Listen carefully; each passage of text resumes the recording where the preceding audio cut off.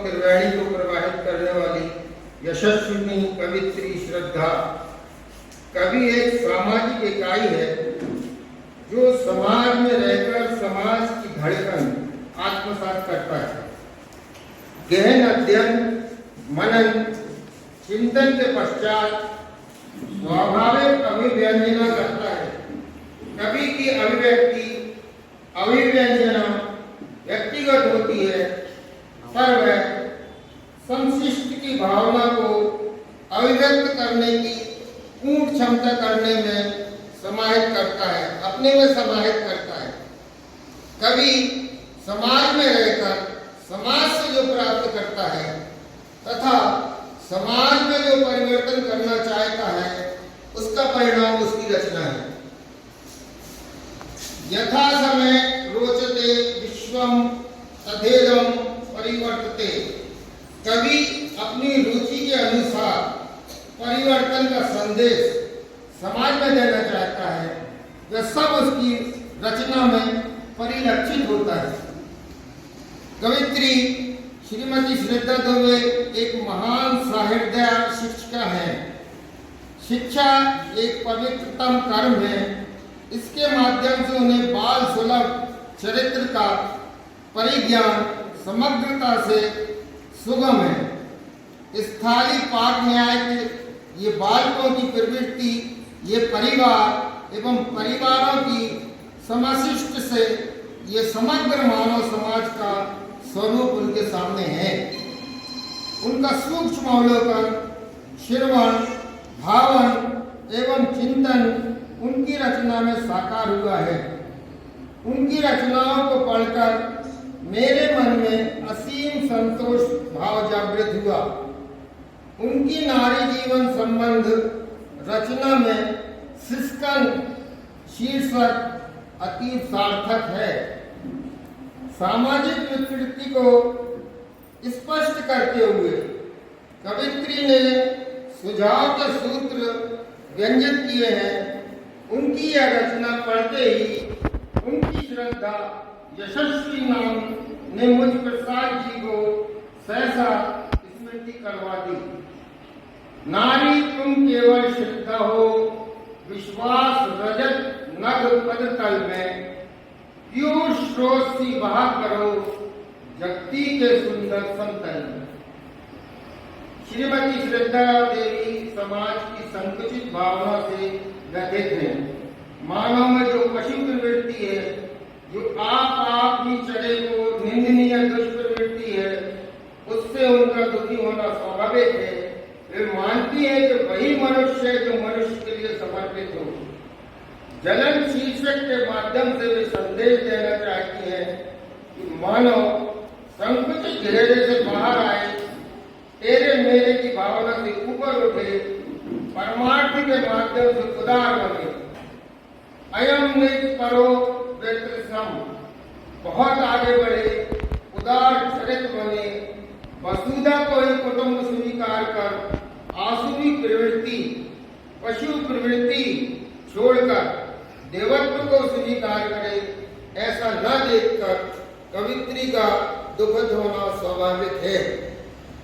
वर्तमान युग में एकलव्य के प्रति समीक्षकों, आलोचकों, कवियों में कुछ भ्रांतियां सी परिलक्षित होती है। द्वापर की विशुद्ध गुरु शिष्य भावना का आकलन वर्तमान समाज के परिप्रेक्ष्य में देखा जाता है। यद्यपि साहित्य शाश्वत रचना है, ये युग युगांतर का प्रतिनिधित्व करता है, पर साहित्य समाज का दर्पण भी है। अतएव एकलव्य को मूलतः आत्म समाज से प्रीति, व्यवहार एवं दर्शन होता है।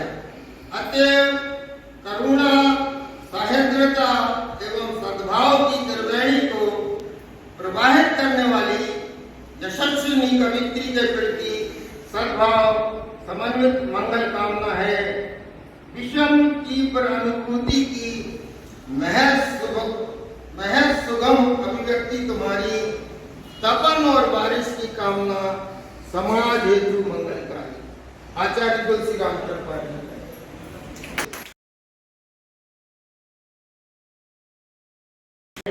एवं भाई, और मेरी आज वर्षों की साथ गुजरी हुई है।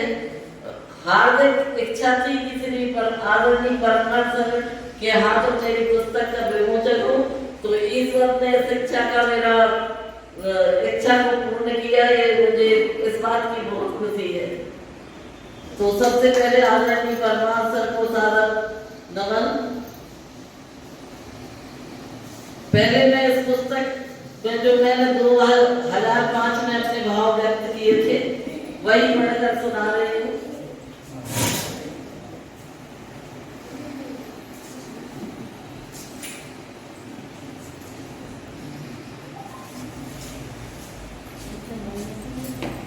यह कहना कि कविता लिखने के भाव कब या कैसे उठे कठिन ही नहीं, असंभव भी है।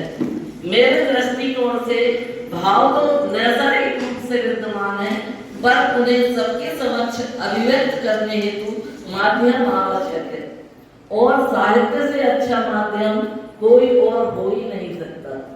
सबसे पहला विद्रोह समाज में फैली संकीर्णता के लिए था, जिसे मैंने अपनी प्रथम रचना जलन की इन पंक्तियों में स्पष्ट किया है। मन की व्यथा किससे कहूँ, कैसे कहूँ, संकीर्णता सभी को बांधे हुए है। अगर विस्तार है तो परिवार तक है, अधिक है तो देश तक है। मुझे तो वसुधैव कुटुंबकम का सा विस्तार चाहिए। कविता अंतरात्मा से उठी वह आवाज है जो समाज की स्वयं की विसंगतियों को दूर करने में प्रत्येक व्यक्ति की आत्मा का स्पर्श करे।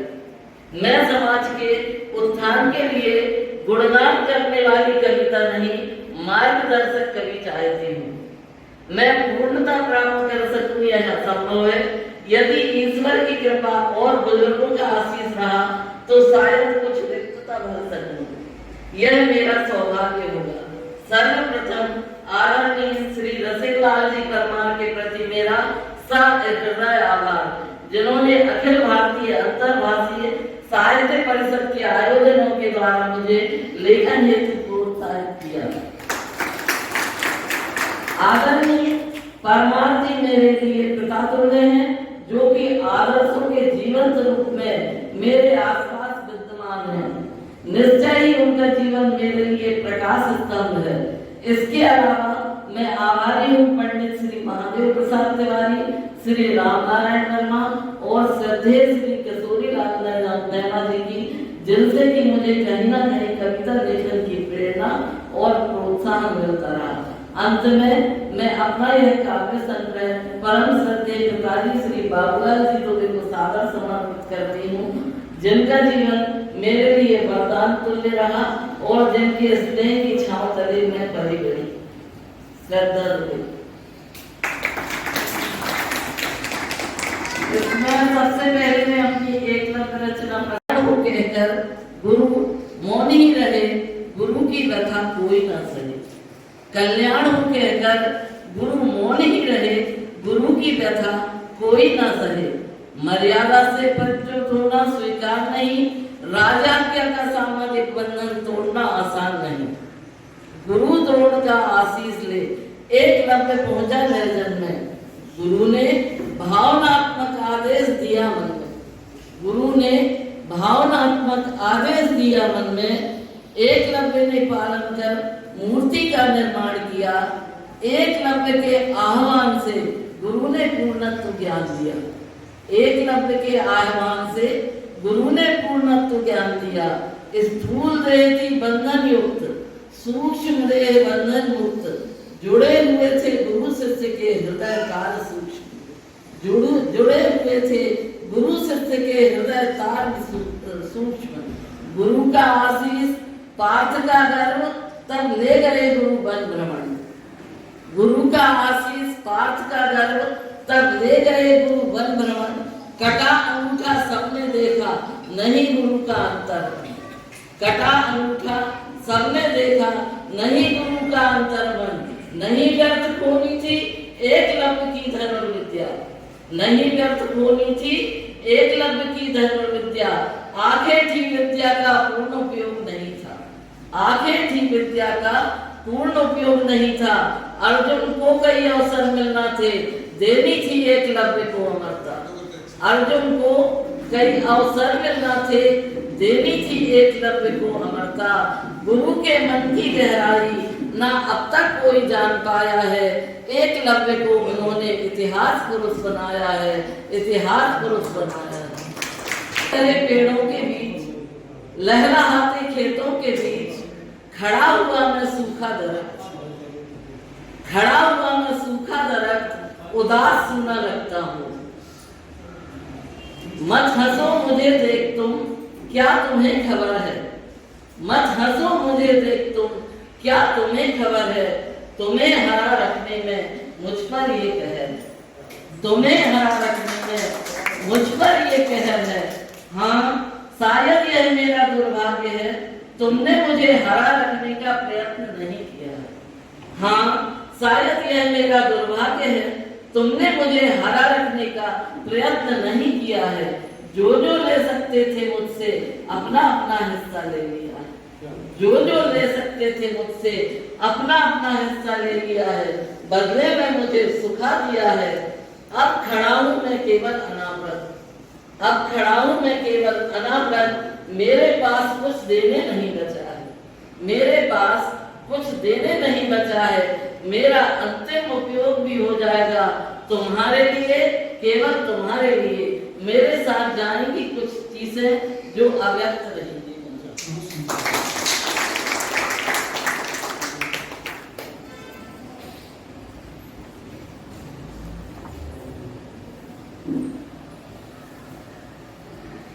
थोड़ी एक सामयिक रचना सुना देना चाहिए।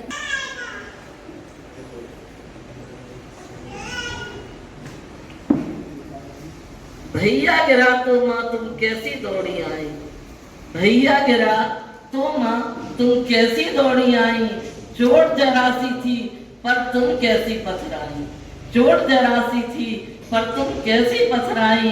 अंग अंग काटा था मेरा तुमको दया ना आई, अंग अंग काटा था मेरा तुमको दया ना आई। भैया गिरा तो माँ तुम कैसी दौड़ी आई। कहते हैं सबसे पहले पूजित है माता, कहते हैं सबसे पहले पूजित है माता, इसके बाद पिता गुरु और विधाता, इसके बाद पिता गुरु और विधाता। तुम कैसी माँ थी मैं समझ न पाई, भैया गिरा तो माँ तुम दौड़ी दौड़ी आई। मैं ज्यादा व्याकुल हूँ तुम भी बेटी इसीलिए, मैं ज्यादा व्याकुल हूँ तुम भी बेटी इसीलिए। माँ से ही तो बेटे बेटी ने जन्म लिए, माँ से ही तो बेटे बेटी ने जन्म लिए। बिना मुझे पहचाने ही क्यों बेटे की आस लगाई, भैया गिरा तो माँ तुम कैसी दौड़ी दौड़ी आई। पूजित होंगी जो माताएं कैसी होती मैं न जानू, पूजित होंगी जो माताएं कैसी होती मैं न जानू। जो कुछ महसूस है मैंने उसको ही सच मानू, जो कुछ महसूस है मैंने उसको ही सच मानू। कष्ट सहा है मैंने इतना क्यों तू जान न पाई, भैया गिरा तो माँ तू कैसी दौड़ी दौड़ी आई। हो गए हैं बेनकाब हैवानों के, बेईमानों के, धर्म के ठेकेदारों के, आम इंसानों के। स्वयं को सज्जन कहलवाने बेआबरू कर रहे हैं और तो और खुद भी बेआबरू हो रहे हैं।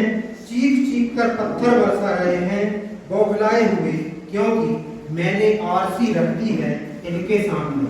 लेकिन क्या तुम इतना भी नहीं जानते, इसके जितने भी टुकड़े करोगे हर टुकड़े में तुम्हारी तस्वीर नजर आएगी, तुम्हें और भी बेनकाब कर जाएगी, तुम्हें और भी बेनकाब। मैं उद्बोधन की श्रृंखला में आदरणीय परमार साहब से निवेदन करूंगा कि वो अपनी बात रखें।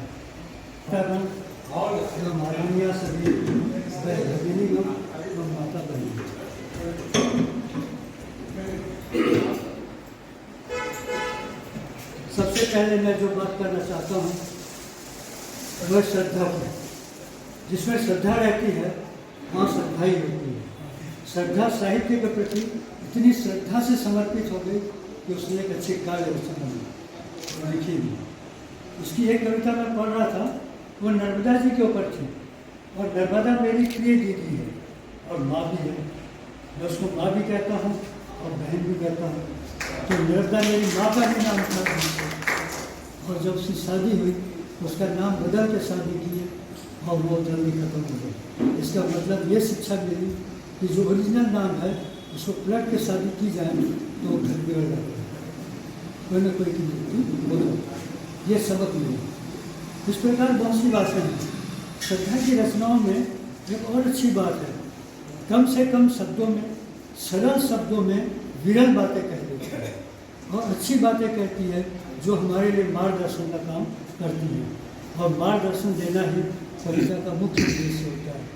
जहाँ तक कविता की बात है, कविता वो होती है जो जीवंत होती है और हमेशा वो जीवंत रहती ही है, क्योंकि उसके एक एक शब्द हमारे जीवन के लिए शास्त्रोक्त होते हैं। इसलिए कविता को हमें नकारना नहीं चाहिए, उसे उसका अवमूल्यन नहीं करना चाहिए, उसका पूरा सम्मान करना चाहिए। चाहे जैसी भी पंक्तियाँ हों, जो भी पंक्तियाँ हों, लिखने वाले ने जिस रूप में लिखा होगा हमें उसके स्वरूप की गहराई को समझने की कोशिश करना चाहिए। साहित्य के अंदर बहुत सी बातें आती हैं। कई बातें इतनी सरल होती हैं कि हम उसको नहीं समझ पाते और वो बहुत गहरी मार करके चले जाती हैं और भीतर घात तक मार करते हैं। अगर ऐसी रचनाओं को हम सहज पढ़ के न समझ पाएँ तो भी हमें उस पर ध्यान देने की कोशिश करनी चाहिए। जहाँ तक साहित्य की और कविताओं की बात है तो कविता हमारे जीवन का प्राण है। जिस प्रकार पूरे देश में, पूरे वर्ल्ड में नदियाँ उनके जीवन का प्राण होती हैं, उनके राष्ट्र का प्राण होती है, उनके प्रांतों का प्राण होती है, वैसे कविता हमारे जीवन का प्राण होती है। यदि कविताएँ न होती, कबीर के दोहे न होते, रहीम के दोहे न होते, तो हम किसको क्या बोलते? हम कैसे पहचानते कि आदमी किस किस रूप में जिंदा रहता है, किस किस प्रकार से व्यवहार करता है? इन सबको हमसे परिचय कराने वाले कबीर ही थे, तुलसी ही थे, रहीम ही थे। और इसके बाद जो आते गए हमारे और जितने नए साहित्यकार, उन्होंने भी यही काम किया।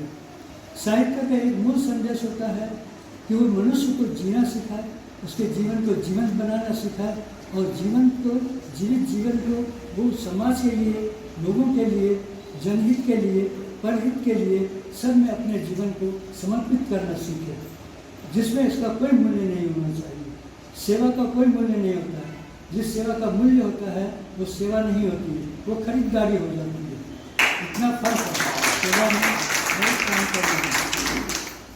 हमको एक बात और ध्यान रखना चाहिए कि हमें जीवन के अंदर जितनी हम सीधी सादगी से रह सकते हैं वही हमारा बड़प्पन है। हम बड़प्पन दिखाने जाते हैं तो कई बार धोखा खा जाते हैं, न बड़प्पन रह जाता है न हम आगे बढ़ पाते हैं। इसलिए जीवन को बहुत सहज सरल मार्गों में लेते हुए और अपने उद्देश्यों को पूरा करते हुए आगे बढ़ना चाहिए। इसी के साथ मैं अपनी वाणी को ध्यान देता हूँ।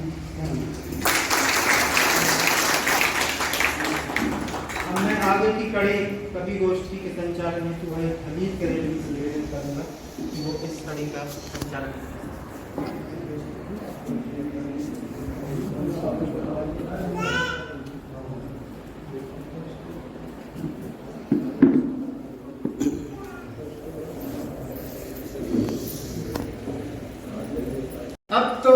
अब तो इश्क के मायने बदल गए और चेहरे तो चेहरे आईने बदल गए।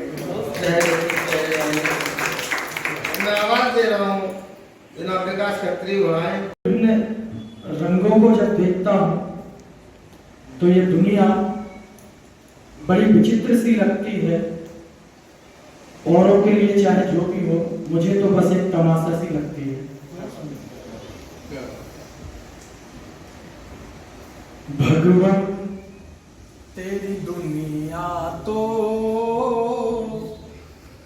बस एक तमाशा है।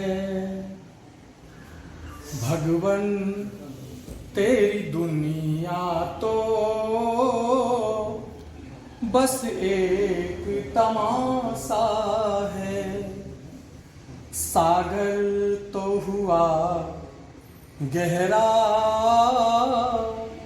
फिर भी मन प्यासा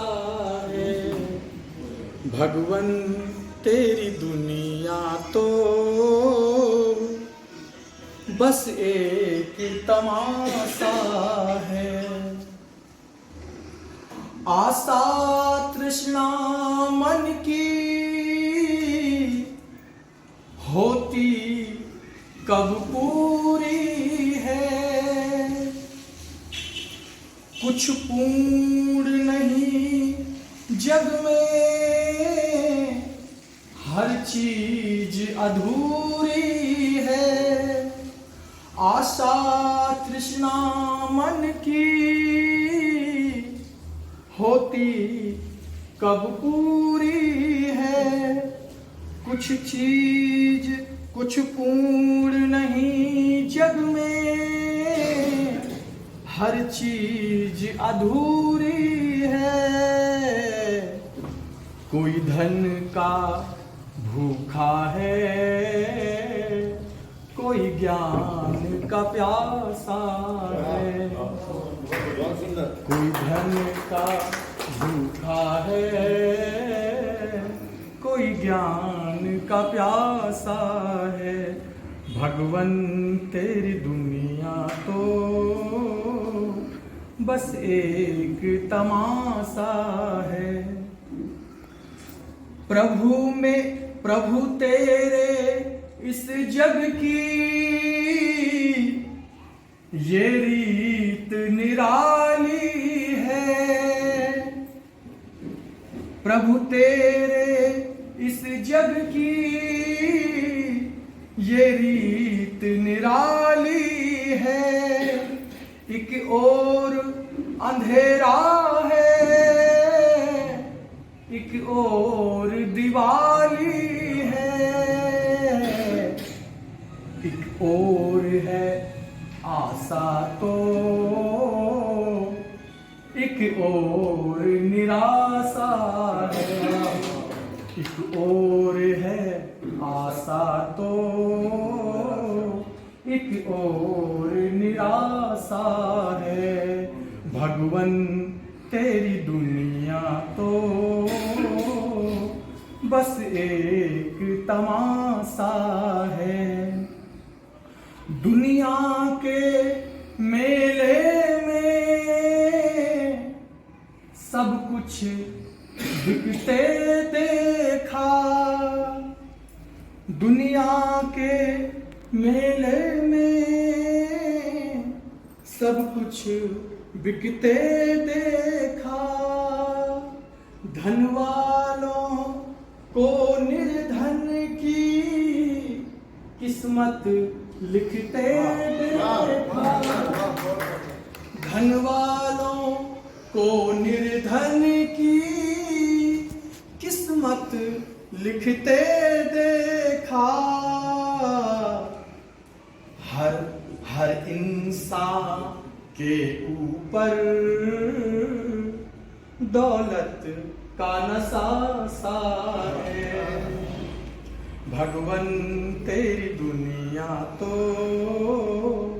बस एक तमाशा है। आखिरी पंक्ति है। घर में जीवित माँ के ये दिल को दुखाते हैं, और मंदिर में जाकर चुनरी को चढ़ाते हैं। घर में जीवित माँ के ये दिल को दुखाते हैं, और मंदिर में जाकर चुनरी को चढ़ाते हैं। अंधभक्ति श्रद्धा का हर ओर धुआं सा है। अंधभक्ति श्रद्धा का हर ओर धुआं सा है। भगवन तेरी दुनिया तो बस एक तमाशा है। सागर तो हुआ गहरा, फिर भी मन प्यासा है भगवन तेरी दुनिया को।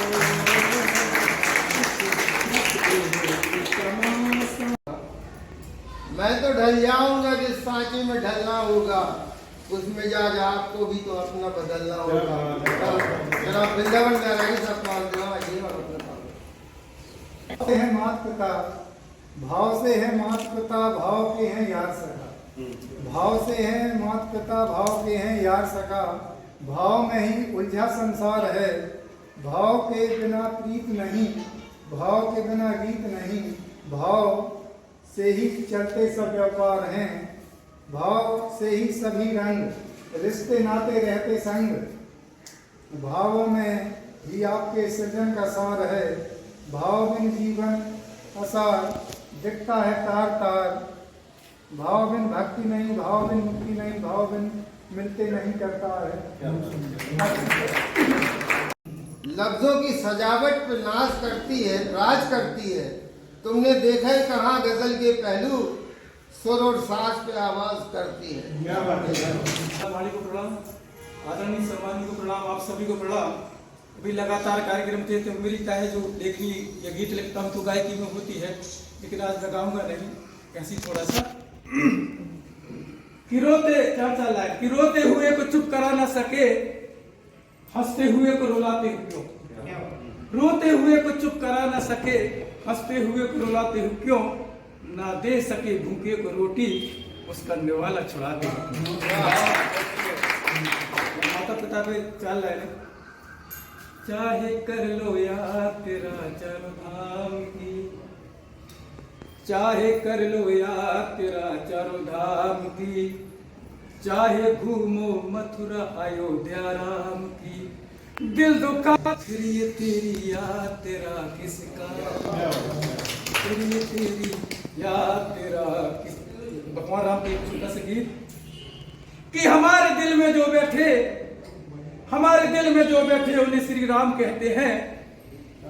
हे मर्यादा पुरुषोत्तम उन्हें श्री राम कहते हैं। किया संहार रावण का, बचा न कोई भी कुल में। किया उद्धार अहिल्या का, उन्हें श्री राम कहते हैं। लिया जब गोद में निज गीत को, निज पन के आंसू थे। लिया जब गोद में निज गीत को, अपने पन के आंसू थे। निभाई दोस्ती सुग्रीव से, उसे श्री राम। निभाई दोस्ती सुग्रीव से, उन्हें श्री राम कहते हैं। कि भक्ति में है वो शक्ति, कि भक्ति में वो है शक्ति कि भगवान दौड़े आते हैं। कि भक्ति में वो है शक्ति कि भगवान दौड़े आते हैं। कि भक्ति में वो है शक्ति कि भगवान दौड़े आते हैं। खाए झूठे बेर सबरी के, उन्हें श्री राम कहते हैं। खाए झूठे बेर सबरी के, उन्हें श्री राम कहते हैं। किया स्थापित रामराज सारी दुनिया में, किया स्थापित रामराज सारी दुनिया में। फहराई धर्म की ध्वजा, उन्हें श्री राम कहते हैं। हमारे दिल में जो बैठे उन्हें श्री राम कहते हैं। और हैं मर्यादा पुरुषोत्तम, उन्हें श्री राम कहते हैं।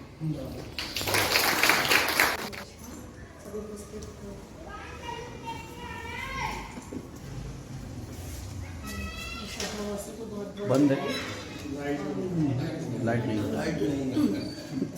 मैं एक छोटी सी कविता जो मैंने स्वयं लिखी हुई है उसका वाचन करना चाहूँगी। बेलगाम सी भाग रही जिंदगी रुक जा कभी, बेलगाम सी भाग रही जिंदगी रुक जा कभी। दो पल मैं थम के सांस लेती हूँ। हर राह में कुछ कदम चलूँ और दो राहें पर ले आती हूँ। हर राह में कुछ कदम चलो और दो राहें पर ले जाती हूँ। रुक जा कभी दो पल मैं सब्र से मंथन करती हूँ। रुक जा कभी दो पल मैं सब्र से मंथन करती हूँ। जब एक राह आसान लगी मैं बढ़ी आगे फिर, जब एक राह आसान लगी मैं बढ़ी आगे फिर ठोकर ही लगी। रुक जा कभी दो पल मैं खास नज़ारे देखती हूँ। रुक जा कभी दो पल मैं खास नज़ारे देखती हूँ। सुनना ना कभी तुम बात मेरी, क्या मर्जी मेरी कभी तुम पे है चली। सुनना ना कभी तुम बात मेरी, क्या मर्जी मेरी कभी तुम पे है चली। रुक जा कभी दो पल मैं खुद से खुद को जोड़ तो दूँ। रुक जा कभी दो पल, मैं खुद से खुद को जोड़ तो दूँ। आ जाएगी फिर बात वही, मेरी किस्मत मेरे हाथ में है। आ जाएगी फिर बात वही, मेरी किस्मत मेरे हाथ नहीं। फिर ना कहूँगी रुक जा कभी दो पल, पहले मैं हार को जीत में फेंक दूँ। श्री चरणों में नमन। परम सम्मानी मंच, परम सम्मानी समस्त साहित्य प्रेमी, जैसा कि अभी सुनील भैया ने बताया कि हम लोगों के गले लग चुके हैं, फिर भी हम कोशिश कर रहे हैं। SNPS स्कूल में संजय सर के यहाँ भगवान श्री गणेश जी के दरबार में 10 दिवस तक हम लोगों की उपस्थिति रही, और अब भगवान श्री गणेश के पश्चात माता रानी विराजित होने वाली हैं लगभग 15 दिवस पश्चात। तो उन्हीं के लिए मैंने एक गीत लिखा है, और मैं हमारे समक्ष बैठे हुए हैं आदरणीय सतीश तिवारी सर जी, जो कुछ सीखा मैंने थोड़ा बहुत उन्हीं से सीखा है, कोशिश कर रहा हूँ। सिंहों की कर सवारी अंगना में मेरे आना, सिंहों की कर सवारी माँ अंगना में मेरे आना।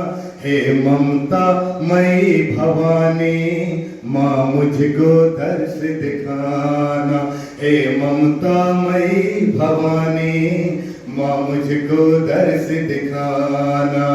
सिंहों की कर सवारी अंगना में मेरे आना, सिंहों की कर सवारी माँ अंगना में मेरे आना। हे ममता मई भवानी माँ मुझको दर्श दिखाना। हे ममता मई भवानी माँ मुझको दर्श दिखाना।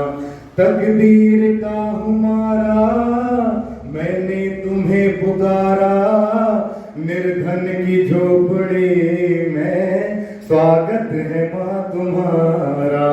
तकदीर का हमारा माँ मैंने तुम्हें पुकारा, निर्धन की झोपड़ी में स्वागत है माँ तुम्हारा। असुमन की माँ झड़ी से चरणों को है धुलाना, असुमन की माँ झड़ी से चरणों को है धुलाना। हे ममता मई भवानी माँ मुझको दर्श दिखाना। हे ममता मई भवानी माँ मुझको दर्श दिखाना। दयावान तू माता उपकार सब पे करती, झोली पसार जो भी झोलियां सबकी भरती। दयावान तू माता उपकार सब पे करती, झोली पसारे जो भी झोलियां उसकी भरती। सारे जगत की रानी तुझसे है ये जमाना, सारे जगत की रानी माँ तुझसे है ये जमाना। हे ममता मई भवानी माँ मुझको दर्श दिखाना। हे ममता मई भवानी माँ मुझको दर्श दिखाना। तुझको ही मैंने पूजा, तुझको ही मैंने माना, तेरे बगैर मैया मेरा नहीं ठिकाना। तुझको ही मैंने पूजा माँ, तुझको ही मैंने माना, तेरे बगैर मैया मेरा नहीं ठिकाना। भक्ति में तेरी माता मैं तो हुआ दीवाना, भक्ति में तेरी माता मैं तो हुआ दीवाना। हे ममता मई भवानी माँ मुझको दर्श दिखाना। हे ममता मई भवानी माँ मुझको दर्श दिखाना। हे ममता मई भवानी माँ मुझको दर्श दिखाना। सबसे पहले उन गुरुजनों को धन्यवाद देते हुए, और जो एक मुक्तक अपने बच्चों के लिए लिखा था कभी, वो मैं पहले सुनाती हूँ और फिर आज बच्चों पे ही लिखी हुई जब मैंने कभी 2-4 साल प्राथमिक पढ़ाया था वो रचना सुनाऊंगी। तुम सपनों में रंग ऐसे भरना, तुम सपनों में रंग ऐसे भरना, जो गुजरे करीब से वो रंग जाए। तुम सपनों में रंग ऐसे भरना, जो गुजरे करीब से वो रंग जाए। रात रानी की खुशबू हो सलीकों में तुम्हारे, रात रानी की खुशबू हो सलीकों में तुम्हारे। विषधर भी निकले तो वो झूम कर निकल जाए।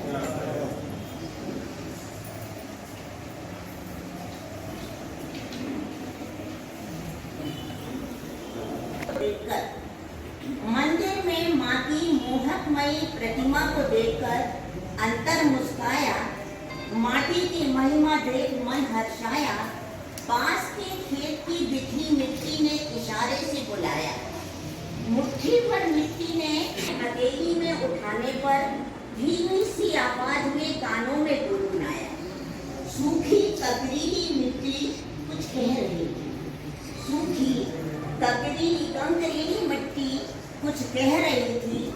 तपन और बारिश को युगों युगों से सहती मेरी आत्मा से मौन संवाद कर, मेरी आत्मा से मौन संवाद कर मिट्टी में छिपे रहस्य को समझाया। मैं हिंद की माटी, मैं हिंद की माटी, आस्था और विश्वास की, त्याग और तपस्या की। मैं हिंद की माटी, आस्था और विश्वास की, त्याग और तपस्या की, बलिदान और दान की।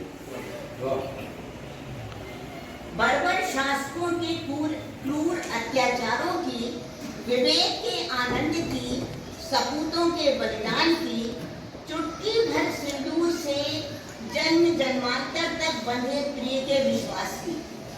माँ की मूक आंखों से झलकती अंतहीन अनुपम ममता की। मैं ही कलाकार से प्रतिमा गढ़वाती हूँ, मैं ही कलाकार से प्रतिमा गढ़वाती हूँ।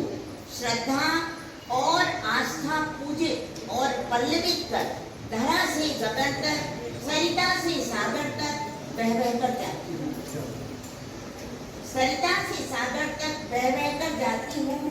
बहती हूँ बिखरती हूँ, बहती हूँ बिखरती हूँ, पवन सा उड़ती हूँ। अपनी कोख से जन्म दे अपने अंत में सुलाती हूँ। अपनी कोख से जन्म दे अपने अंत में सुलाती हूँ। किसान की मेहनत में सदा मुस्कुराती हूँ, किसान की मेहनत में सदा मुस्कुराती हूँ। धानी चुनरिया ओढ़ लहर लहराती हूँ।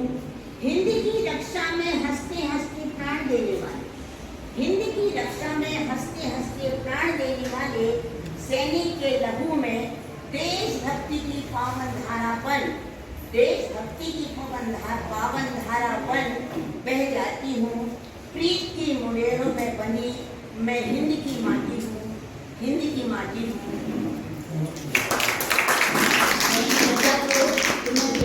से निवेदन करूंगा कि प्रोफेसर माधव श्रीवास्तव जी का सम्मान।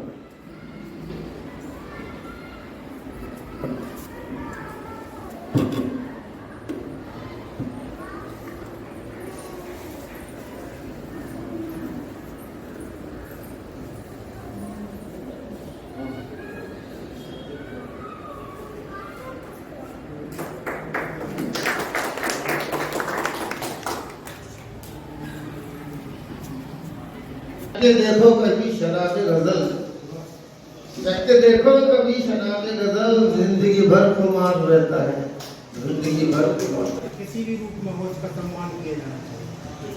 तो ऐसे बहुत से व्हाट्सएप ग्रुप हैं जहाँ कोई नवोदित रचनाकार यदि कविता डालता है, रचना डालता है, तो कोई ना कोई कहता है अरे इसमें बहर नहीं है, इसमें मात्रा नहीं है, इसमें छंद नहीं है। इस पर मैंने एक गीत लिखने की कोशिश की है।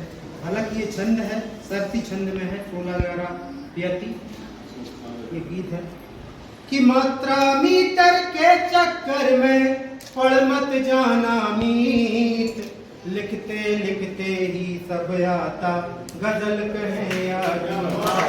मात्रा मीटर के चक्कर में पढ़ मत जाना मीत, लिखते लिखते ही सब आता गजल कहें या गीत लिख लेते हैं आप बहर में बड़े आप उस्ताद लिख लेते हैं आप बहर में बड़े आप उस्ताद नमन आपको करूं बंधु मैं देता दिल से दाद लिख लेते हैं आप बहर में बड़े आप उस्ताद नमन आपको करूं बंधुवर देता दिल से दाद किंतु न लिख पाते जो उनको किंतु न लिख पाते जो उनको करे नहीं भयभीत लिखते लिखते ही सब आता गजल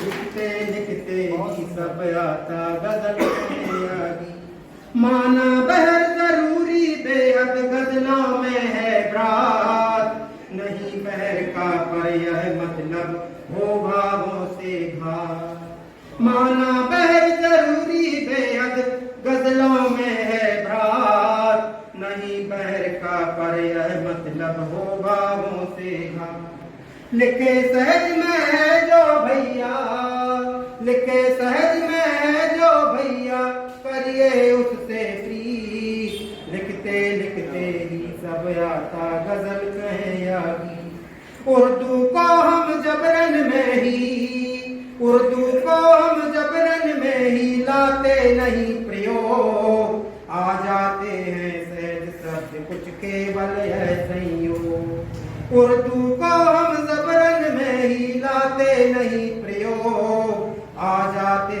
हैं सहज शब्द कुछ केवल है संयोग पंख न काटे उड़ते खग के पंख न काटे उड़ते खग के बने नवल यारी लिखते लिखते ही सब आता गजल कहे यारी लिखना तुमको सही अगर कुछ लिखना तुमको सही अगर कुछ तोड़ो अपना मौन सीख उधर से आता है जी ऊपर आखिर कौन लिखना तुमको सही अगर कुछ तोड़ो अपना मौन सीख उधर से आता है जी ऊपर आखिर कौन मथनी में मत कर ही तो दधी मथनी में मत कर ही तो दधी बनता है नौनी लिखते लिखते ही सब आता गजल कहे या कलम मांगती परिश्रम केवल कलम मांगती परिश्रम केवल और लिखने की चाह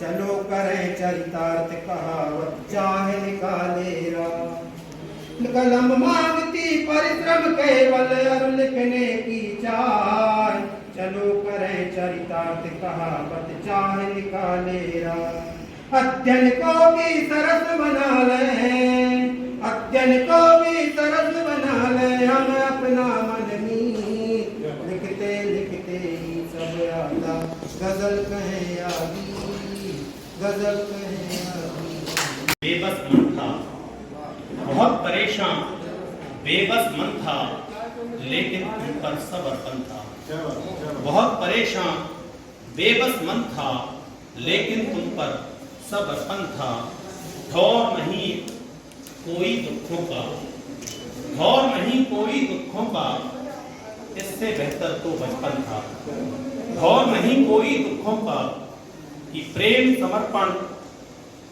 प्रेम त्याग आदर्श समर्पण प्रेम त्याग आदर्श समर्पण बड़ा राम से पर लक्ष्मण था प्रेम त्याग आदर्श समर्पण बड़ा राम से पर लक्ष्मण था और चाह रहे बस जिए प्यार से चाह रहे बस जिए प्यार से मगर जमाना दुर्योधन था चाह रहे बस जिए प्यार से मगर जमाना दुर्योधन था और जो एक पल हम साथ जिए थे जो एक पल हम साथ जिए थे वो एक पल सारा जीवन था जो एक पल हम साथ जिए थे वो एक पल सारा जीवन था और दुनिया का डर नहीं बेशरम दुनिया का डर नहीं बेशरम मगर बीच में आरक्षण था दुनिया का डर नहीं बेशरम मगर बीच में आरक्षण था बहुत बहुत धन्यवाद। वो सम्माननीय साहित्यजनों को प्रणाम करते हुए, श्रद्धा दीदी को बहुत बहुत शुभकामनाएं देते हुए एक बात तो जरूर कहना चाहेंगे हम कि अध्ययन बचपन से होता है। हमारे जीवन की शुरुआत से ही अध्ययन चालू होता है। सर एक नया भी है कि अब आरसी का भी अध्ययन करना पड़ेगा, जो बहुत मुश्किल भी है और बहुत अच्छी रचनाएं हमने अभी सुनी है। 3 रचनाएं सुनाई दी थी, यथार्थ में बिल्कुल सही बैठती है और इतना सरलतम भाव और इतने सरल शब्दों में सब कुछ कह देना, ये दर्पण दिखाने को है। तो बहुत बहुत शुभकामनाएं दीदी को, सभी को प्रणाम करते हुए मैं एक छोटी सी गजल कहूँगा। आज फिर से कहूँ अनुभव निकाल कर, आज फिर से कहूँ अनुभव निकाल कर, जिंदगी को रखूं कितना संभाल कर। आज फिर से कहूँ अनुभव निकाल कर, जिंदगी को रखूं कितना संभाल कर। आदतन फिर नया आवरण कर दिया, आदतन फिर नया आवरण कर दिया, पर मैं दूं तो यहाँ क्या नया निकाल कर। पर मैं दूं तो यहाँ क्या नया निकाल कर, जिंदगी को रखूं कितना संभाल कर। जिंदगी भी यही, मौत भी है यही, जिंदगी भी यही, मौत भी है यही, बस तरीकों में देखो इन्हें ढाल कर, जिंदगी को रखूं कितना संभाल कर। रंज से है वही और मोहब्बत वही, रंज से है वही और मोहब्बत वही, तुमको जो चाहिए लो नजर डाल कर, जिंदगी को रखूं कितना संभाल कर। और एक शेर ध्यान चाहूंगा।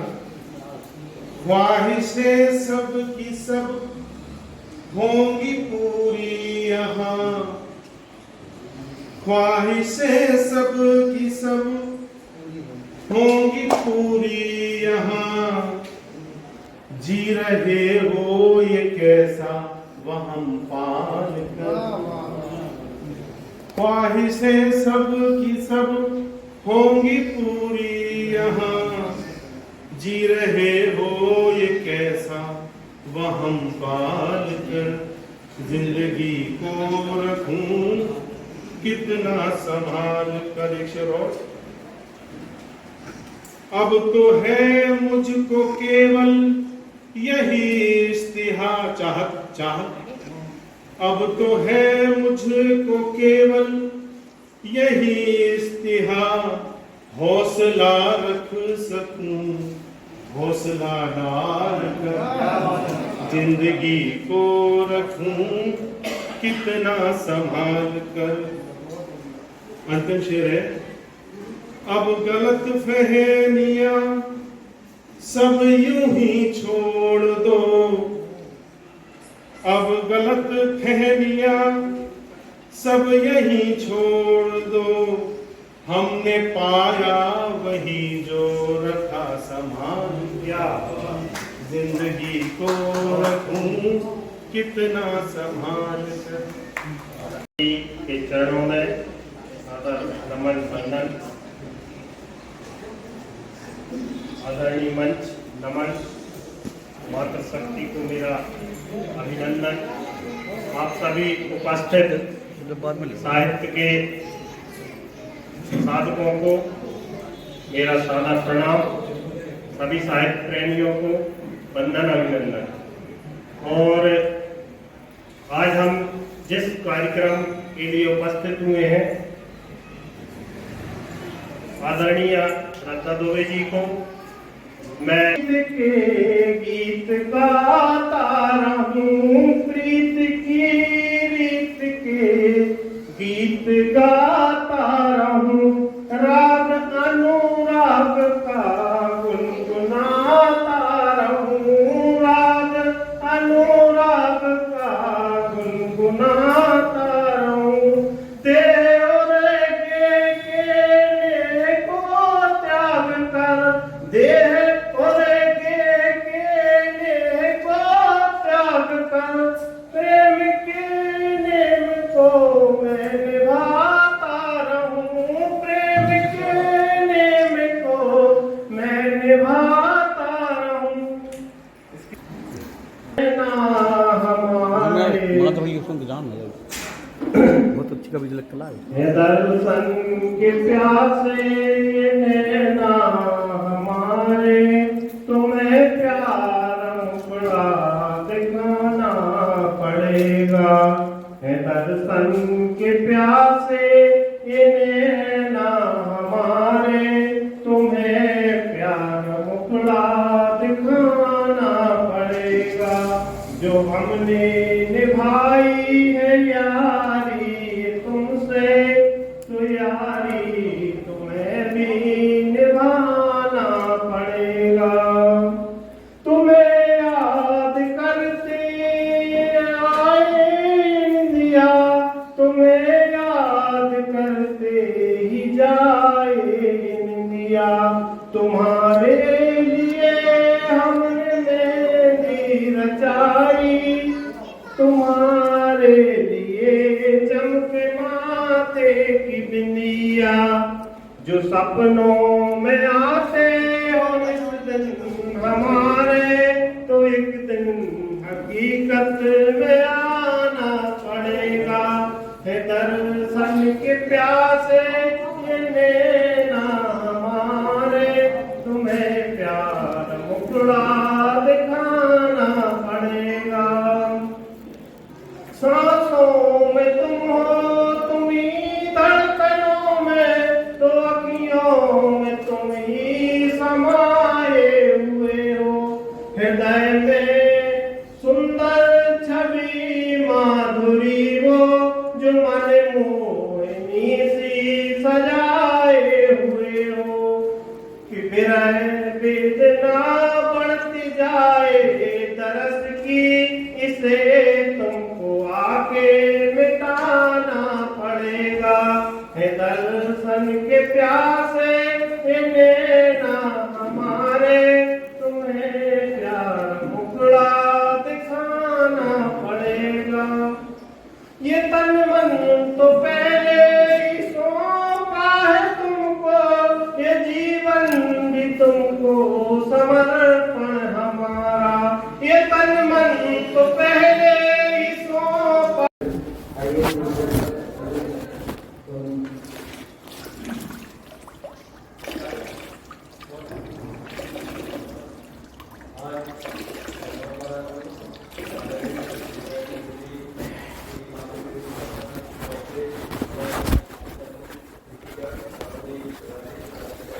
अब भी है, आशाओं के बादल अब भी है।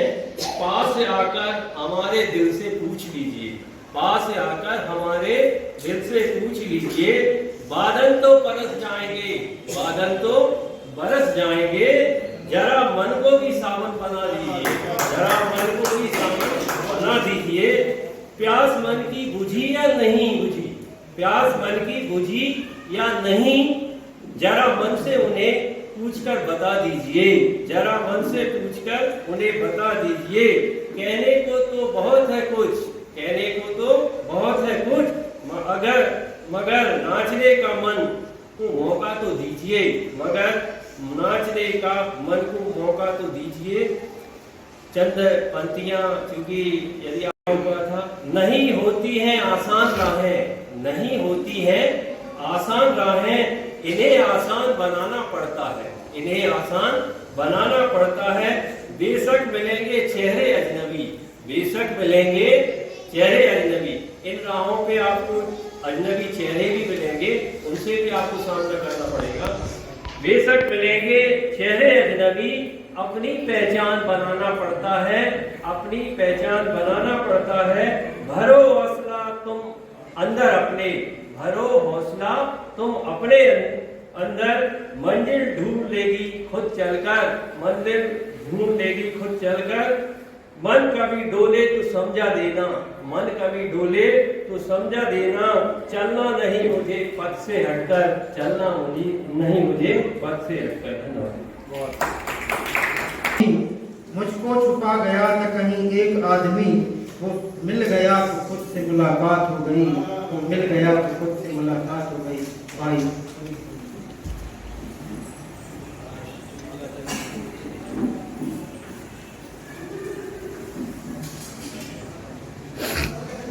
ज्योग्राफी अक्षर कि जो नुमाया हो वो इश्क क्या, जो नुमाया हो वो इश्क क्या, और जो पूजा जाए वो हुस्न क्या।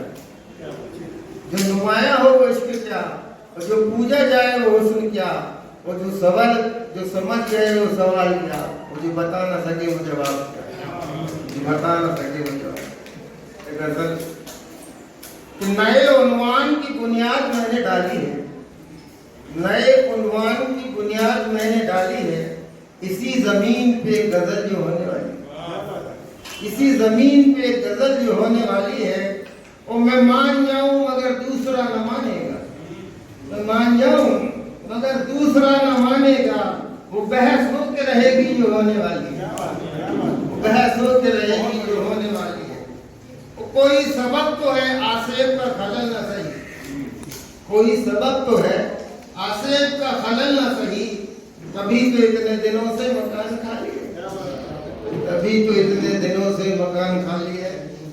और शजर अपनी जगह बदल नहीं सकता, शजर अपनी जगह बदल नहीं सकता, ये बेल चढ़ के उसी पे लिपटने वाली है।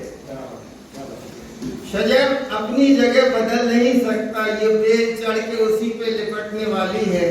और बैठा हुआ है मस्तों की महफिल में यूं खलील, बैठे हुए हैं मस्तों की महफिल में यूं खलील। यहाँ सवाल है ना कोई न सवाली है, यहाँ ना कोई सवाल है ना कोई सवाली है। ये एक तंज था रानी का मेरे ऊपर।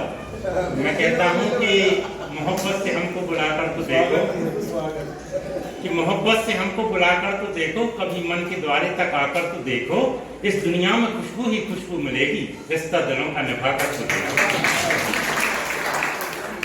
मित्रों, माँ सरस्वती वीणा पाणी को प्रणाम कर निवेदित करता हूँ, आदरणीय मंच को प्रणाम करता हूँ। दीदी श्रद्धा, आपके लिए आपकी इस पुस्तक के रिनोवेशन के लिए बहुत बहुत बधाई अर्पित करता हूँ। सतीश तिवारी जी जो सोम प्रभा प्रकाशन के हेड हैं, मैनेजिंग डायरेक्टर हैं, उनके लिए भी इस प्रकाशन के लिए बहुत बहुत बधाई प्रेषित करता हूँ। मैंने सुना तो नहीं, लेकिन सतीश जी ने कहा था कि परमार साहब ने कहा कि साहित्य किसी भी स्वरूप में हो उसका सम्मान होना चाहिए। फिर आपने भी एक बात कही थी कि लिखते लिखते ही आता है गजल का प्रोजेक्ट।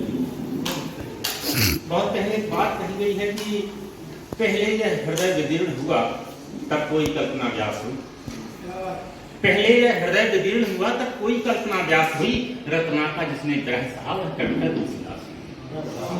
मित्रों, दो पंक्तियां लिखने में हृदय में जो वेदना उत्पन्न होती है उसको प्रसव की वेदना से भी अधिक कहा जाए तो वह अतिशयोक्ति नहीं होगी।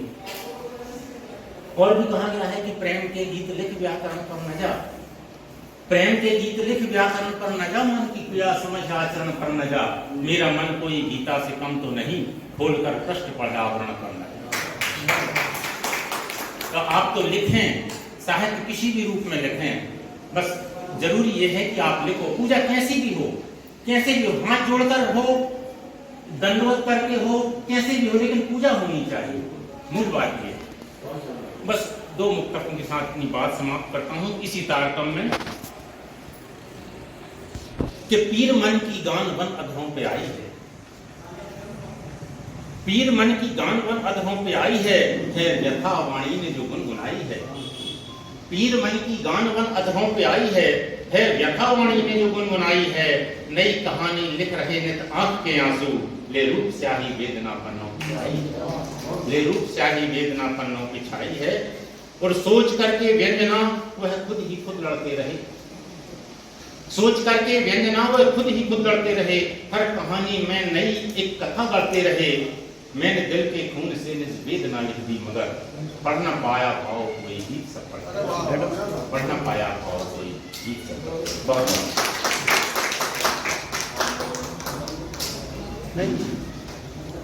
हमारे क्षेत्र से निश्चित ही कोई न कोई बहुत बड़ा साहित्यकार अपनी बात करेगा, ऐसा मेरी समझ में आता। मैं ज़्यादा समय तो नहीं लूँगा, एक छोटी सी कविता सुनाना चाहूँगा। उसका शीर्षक है चश्मा। जो चश्मा है नहीं है तुम्हारे पास, तुम्हारे पास जो चश्मा है नहीं है मेरे पास, किंतु सामने को परिदृश्य को समझने, किंतु सामने के परिदृश्य को समझने, उसकी तह तक जाने, सच को समझने मुझे तुम्हारे चश्मे की भी जरूरत होगी।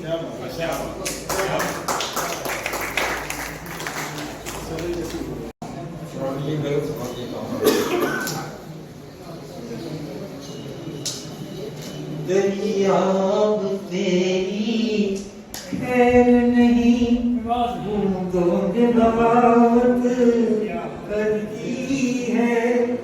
नादान समझ बुज़दिल इनको लहरों ने बगावत करती है। रूप तेरा बेपर्दा है, आशिक भी तेरे सब बहक चले। सरकार का आलम क्या होगा, दर्पण में बगावत करती है। मीनार जो ऊंची उठ उठ कर आकाश से करती समझौता, नीचे की उसको खबर नहीं, ईंटों ने बगावत करती है।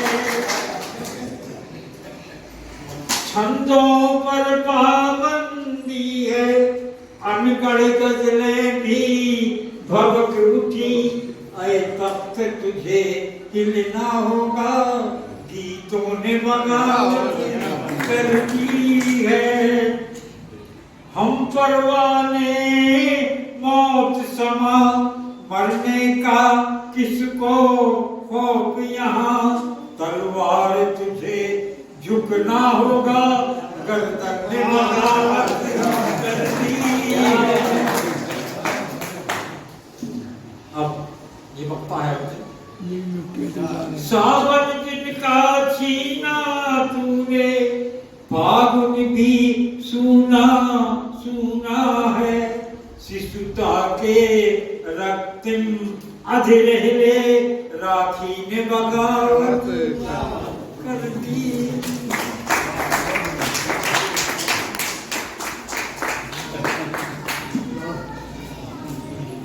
वैसे ज्यादा लिखता नहीं हूँ, गाने में ज्यादा, लेकिन वो डीएनए में है तो लिख जाती है। उसके पहले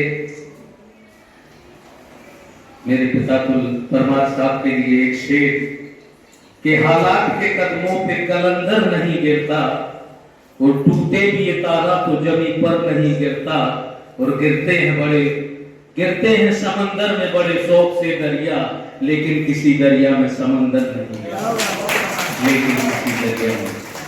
वो व्यक्तित्व है आदरणीय परमार जी का, तो उनको सत सत प्रणाम और सभी परिवार की ओर से बहुत बहुत धन्यवाद। जो बहन की आरसी पुस्तक का आपके द्वारा विमोचन हुआ, मंचासीन सभी प्रकाश भैया, राजू भाई, आशीष जी, नरसिंहपुर से पधारे और मेरे तमाम शिष्यगण भी बैठे हैं, उन सबको बहुत बहुत प्यार।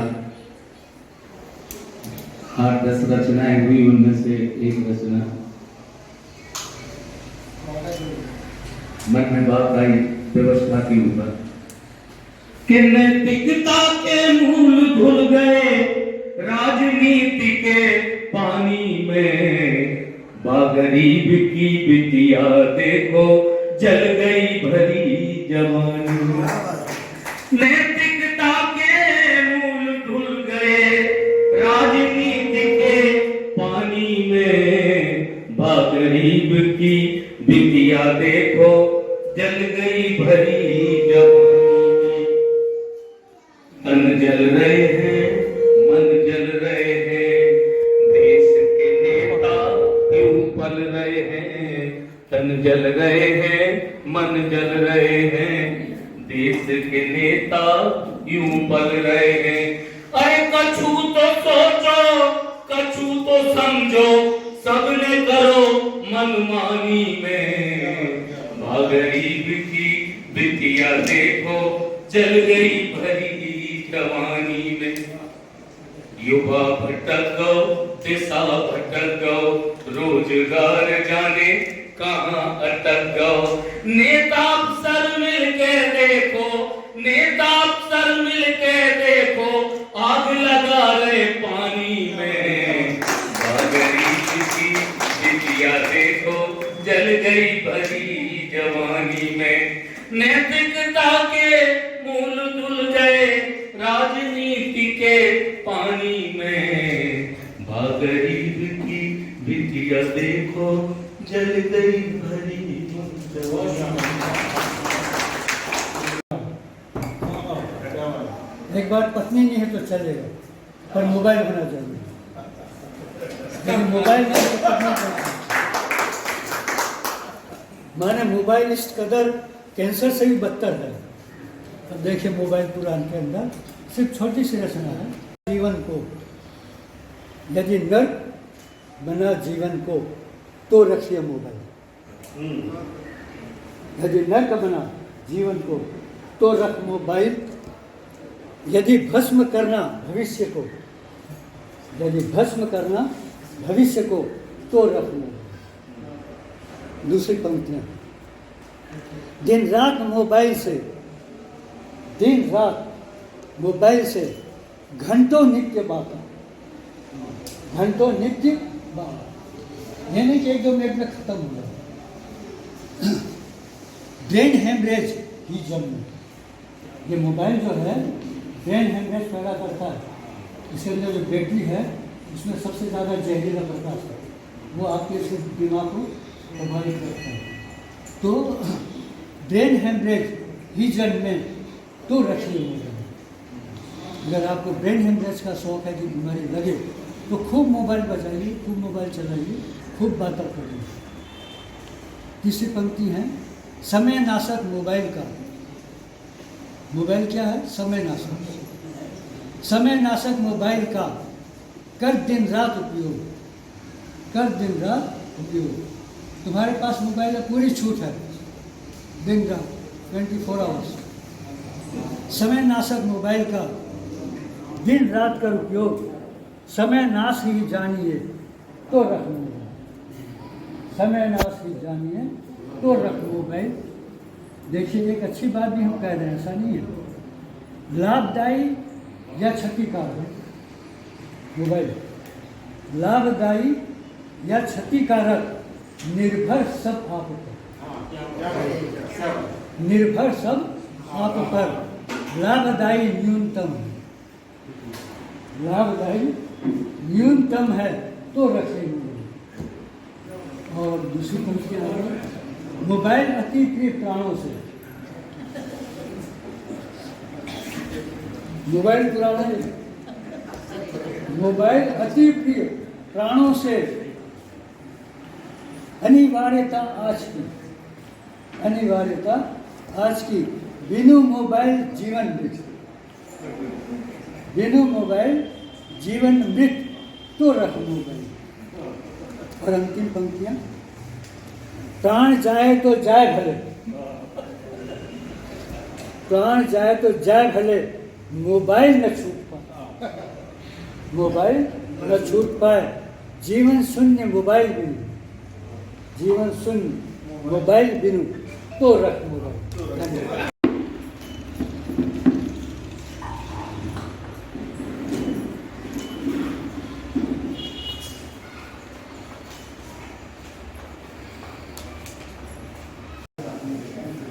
हाँ